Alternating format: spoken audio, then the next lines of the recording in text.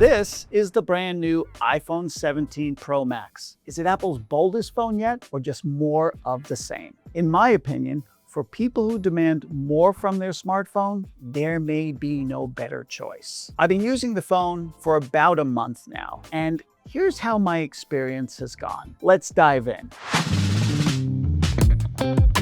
At first glance, the iPhone 17 Pro Max doesn't look that different from last year. But look closer, and you'll spot Apple's new design tweaks. The most obvious change is the camera bump. It's now wider, flatter, and more like a plateau, which, by the way, is what Apple calls it. That extra space makes room for, among other things, a powerful new telephoto lens. Apple has also switched the frame from titanium to aluminum. That opens up new anodized color options, and the star here is cosmic orange. I know this color is divisive, but I love it, and it is an attention getter, if that's your thing. The phone feels lighter, but still premium, with smoother edges that make it more comfortable to hold. There are no significant changes on the USB-C port or the buttons, including the relatively new action button and camera control. The back has a ceramic shield cutout. Now, some might argue it scratches too easily. We haven't seen that. While the screen is covered with the new ceramic shield too. You're still looking at a massive 6.9-inch Super Retina XDR OLED with ProMotion adaptive, which means that it goes up to 120 Hz refresh. But here's the big upgrade. Peak brightness now hits 3,000 nits. That's a full 1,000 nits more than last year. Plus, there's the new anti-reflective coating that really cuts down on glare. Combined, they make it easier to read in sunlight than the iPhone 16 Pro Max. The dynamic island, it's still there. Some of us had hoped it would shrink. It did not. But in daily use, it's not a deal breaker, and the at-a-glance information for things like sports scores and even directions is actually useful. Now the real headline, cameras. This is Apple's most powerful camera array yet. On the back, you've got three 48 megapixel sensors, a wide, an ultra wide, and a telephoto. The telephoto uses a tetraprism or periscope design to hit 4 times optical zoom. Yes, the iPhone 16 Pro had 5x optical zoom, but that is only at 12 megapixels. This is 48 megapixels. Pair that with Apple's image processing, and zoom shots are crisp and steady. 4x telephoto may be your go-to camera for gorgeous portraits. You, by the way, can even go up to 8 times using a clever sensor crop that doesn't digitally mess with the image. It just uses roughly the best center 12 megapixels of the full 48 megapixel sensor. I spent an inordinate amount of time shooting with the 4x and 8x zoom lenses, capturing still lifes and long distance shots. I think the flower photos I captured from a few feet away are just as impressive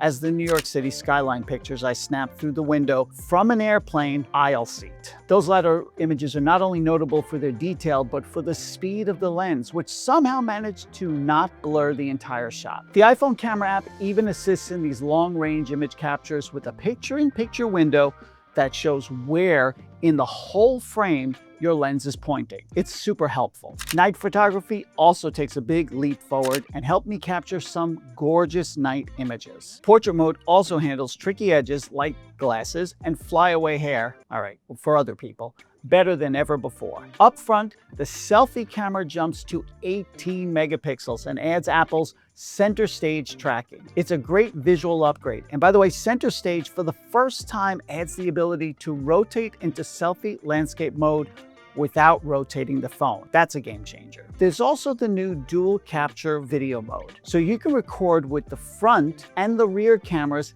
at the same time. It's a great upgrade for creators. One caveat, iOS 26 redesigns the camera app. Now, some settings are tucked away in menus, so it takes just a little bit of adjustment.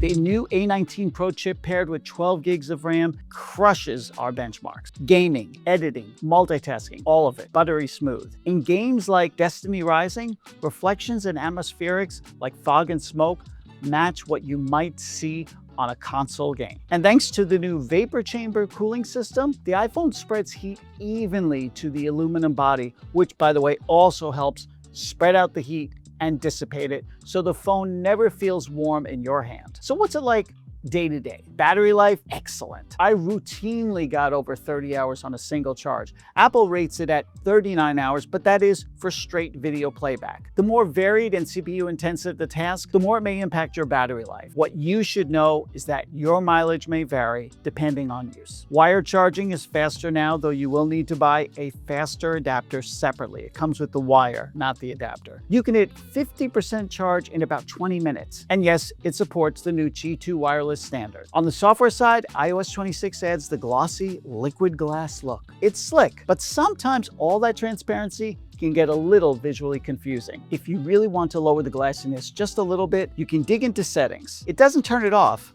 but it might lower some of the confusing overlaps. Apple Intelligence, the company's AI suite, also gets new tricks. Live translation, smarter calendar integration, and tools like Genmoji all getting upgrades. They're useful, but more evolutionary than revolutionary. This phone won't be competitive in the AI space until Siri gets a major Apple Intelligence update.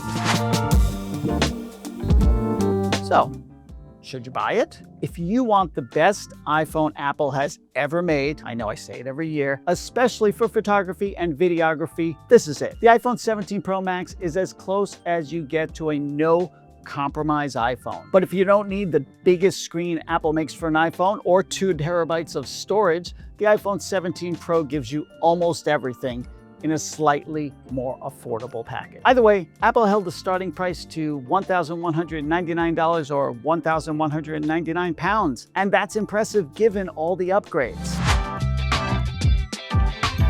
Let's switch gears a bit. What if you're considering the iPhone 17 Pro? How does it compare to the iPhone 17 Pro Max? This is, with very few exceptions, the exact same phone as the iPhone 17 Pro Max. It has the same camera array on the back and front, which means there are 3 48 megapixel cameras right here and an 18 megapixel center stage camera on the front. It's running the exact same A19 Pro chip, which means the same level of performance. Inside, that chip is supported by a vapor chamber that helps wick away the heat, and it's set in the same aluminum chassis. The screens are the same Super Retina XDR ProMotion displays with up to 120 Hz refresh rate. There are no differences in Apple Intelligence or the implications of the iOS 26 liquid glass update. So what does that leave us with? Essentially screen size, same resolution, but with fewer pixels because there's less screen real estate.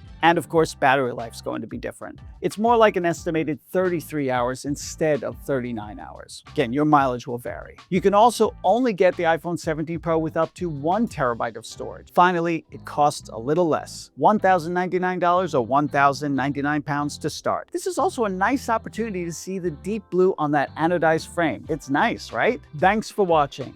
If you found this helpful, rate and subscribe for more tech deep dives and drop your questions in the comments below. I'll see you in the next one.